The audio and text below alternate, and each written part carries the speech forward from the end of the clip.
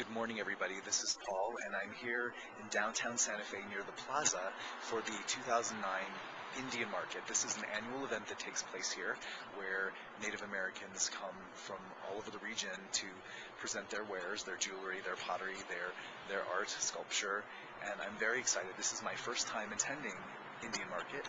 I'm hoping to meet up with some potters that I already know and hope to meet some new ones that I'm not familiar with and get to know their work, and I'm really excited about it. So let's check out what's happening and see what Indian Market has to offer.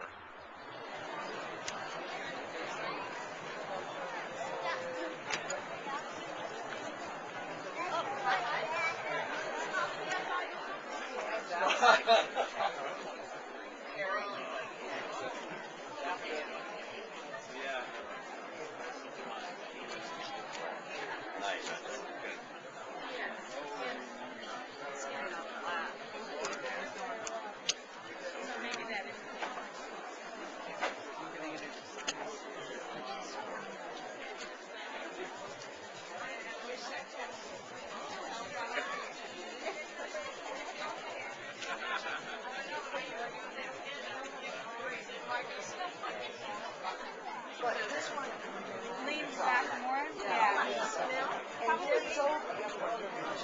Yeah, kind of like this one, but a little bit. Yeah.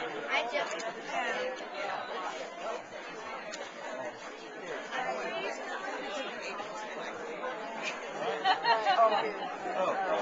Oh, my daughter wants to know.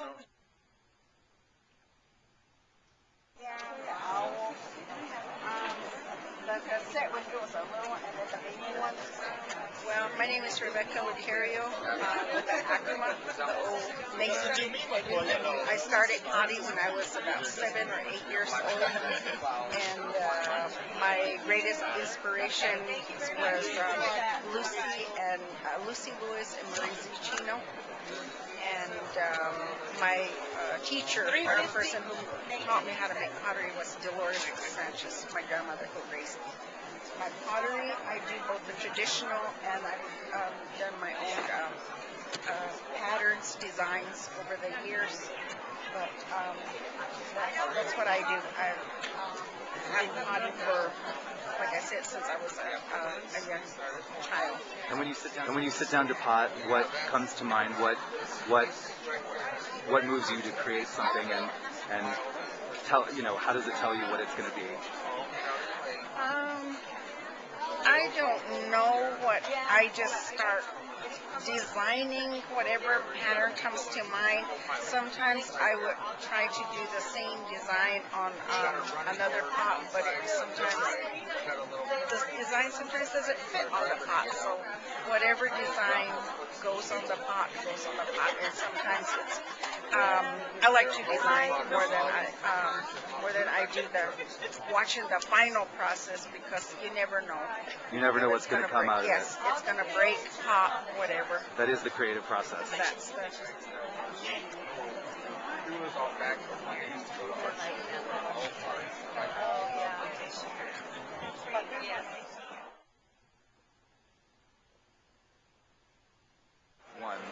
So I'm here with Joyce Ortiz of the Cochiti tribe, and she is a potter, and this is one of her pieces here. So Joyce, tell me a little bit about your work and what influences you when you're creating your art.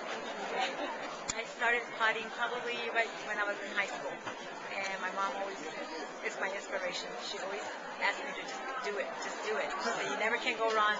So she's my great inspiration. That's now that Severina. Yeah, Severina Ortiz. Can you tell me a little bit about her? She was a well-known potter, and that was how she made her living, was making her pottery. And like I said, she always is, just my biggest inspiration, because she just said, you never can go wrong, just do it, So that was my inspiration. And then now with my sister gone, Juanita Ortiz, she's another inspiration. And this is where I got this from, my inspiration, because this is what she made.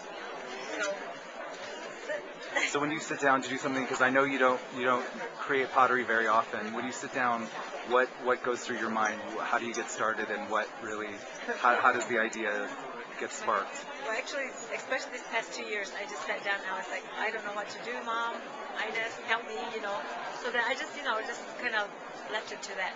And then, like I said, this was my inspiration from my sister and my mom, kind of make some of the molds that she made, of the bears. A lot of people have told me, yeah, you make nice bears like your mom, so that was neat. That's excellent. Yeah. Okay, well, thank you for talking to me. Appreciate it. Thank you, too. Good luck with the show. Thank you.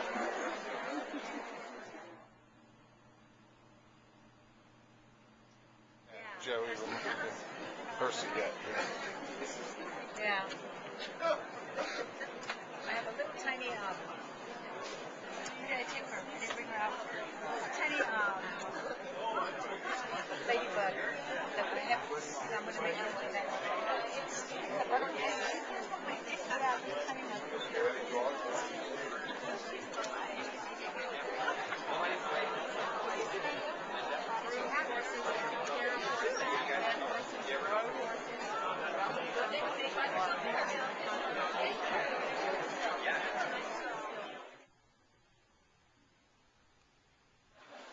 Well, I come from a long line of potters. My mother made pottery, my grandmother made pottery, her mother, I think we're going back about 8 generations of women. All my aunts, cousins, my daughters, I have 3 of them, they all make pottery.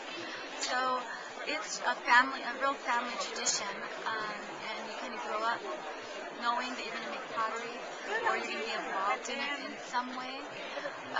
So I think it's just something I grew up knowing I was going to do. I loved it, and I also had the inspiration and the draw to be as good as other women in my family. It's kind of become pushing yourself, see how good you can be, if you can be as good as the rest of them. So it's been an interesting thing to see all of the younger generation coming up too, and what they're doing. They're doing some really modern stuff, and every 10 years they really push a new line. And you really take the traditional iconography and incorporate it into something contemporary and unique unto itself.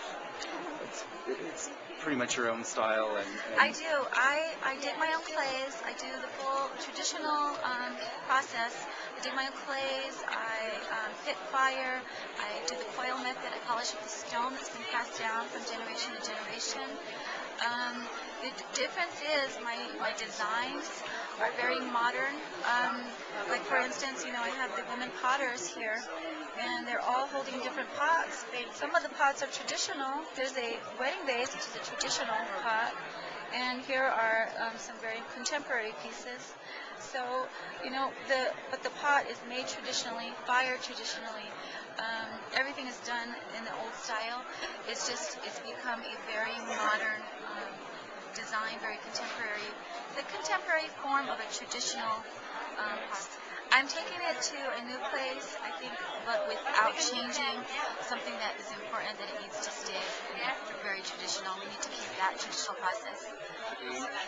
Well, a lot of my pieces are they come to me here and there, there's a pot, and anything could just, trigger an idea, and I put it together.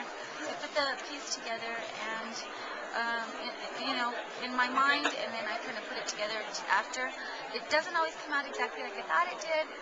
Clay has its own mind. A lot of times I'll just make these forms, and then when I fire them, I'll sit there and look at them, and it's like an empty canvas.